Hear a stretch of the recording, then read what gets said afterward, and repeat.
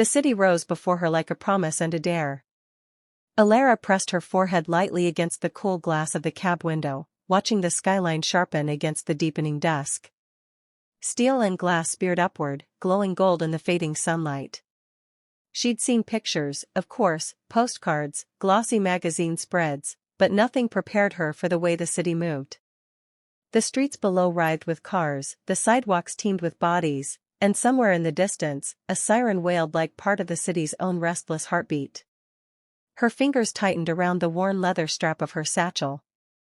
Back home, in Briarwood, the tallest building was the clock tower above the bakery. Now she was surrounded by giants. The cab slowed, then pulled up to the curb in front of a towering building of silver and black. A doorman in a perfectly pressed uniform stepped forward, opening the door before she could even reach for the handle. Alara, a smooth, low voice called. She looked up. And there he was. Damien Vale.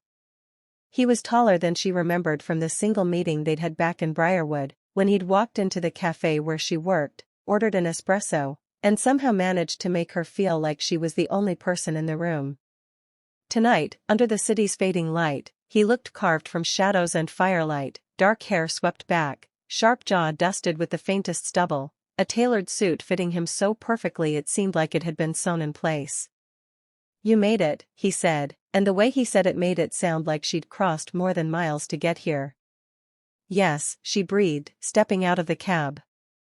Thank you for," she trailed off, her voice catching when his eyes found hers.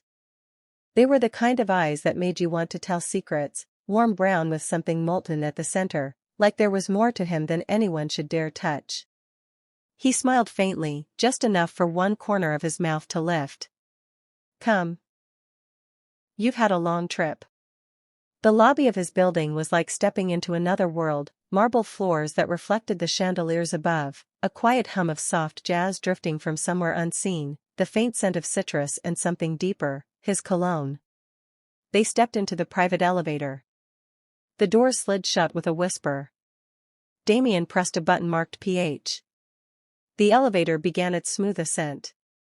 Alara stole a glance at him. He wasn't looking at her, not exactly, more like he was aware of her, every breath she took, every small shift of her weight. It was unnerving. And intoxicating. "I meant what I said in Briarwood," he said suddenly, his voice softer now, almost intimate despite the space between them. "I can make your designs reach the world, Alara. But you have to let me." She swallowed, her throat dry. I want that. The elevator chimed. The door slid open. Her words died. The penthouse stretched out before her, a sweep of glass and golden shadow. Floor-to-ceiling windows revealed the entire city sprawled beneath them, lights twinkling like a sky turned upside down. Plush white sofas, glass tables, a grand piano gleaming under a chandelier, it was opulence she had only ever seen in magazines. "Welcome to your new world," Damien said, stepping inside. Alara stood in the doorway, her breath caught somewhere between awe and disbelief. She didn't notice he was watching her, the faintest trace of satisfaction in his expression, not arrogance, but something else. Something like he'd been waiting for this exact moment. She turned to him, intending to say something polite, maybe even clever, but his gaze pinned her in place. It wasn't just his beauty, it was the weight in his eyes, like he already knew something she didn't. And she had the sudden, dangerous thought that coming here might not just change her life, it might change her. Chapter 2, Strings of the City. Damien moved through the penthouse like a man who belonged everywhere he stepped.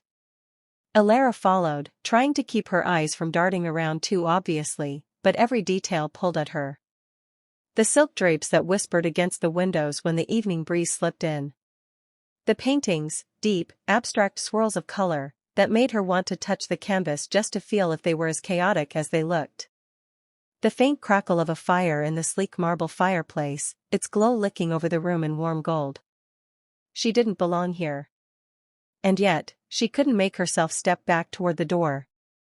Damien stopped near a dining area set against the windows. A long table of black glass reflected the city lights, set with two places, crystal glasses catching the light, silver cutlery so polished she could see her reflection. "I thought you'd be hungry after the trip," he said, moving toward the bar. "Wine?" "Yes." "Please," she managed, her voice quieter than she meant. He poured a deep red into her glass before filling his own. The scent was rich, heady, and she felt it curl into her chest before she'd even taken a sip. They sat. She felt small across from him, but not in the way that made her want to hide, in the way that made her want to lean closer.